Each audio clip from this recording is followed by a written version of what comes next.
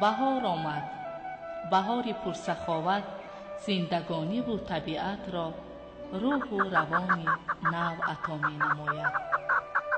بابای دهقان و اطراف نگریسته امید می بندد به فیض و برکت دسترخوان، رزق و روزی فرزندان. شکر می گوید با تحمل، اندیشه و اخلاص، نیتی پاک و آرزوها.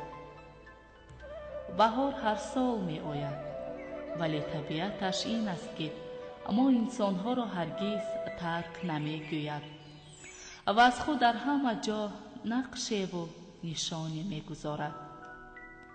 در پیراهن اطلس گلدختران، طاقه زردوزی و تور حریر نوعروسان، درز و سوزنی های چیوران، نقش و نگار سحرانگیز صورتگران به جلوه می آید.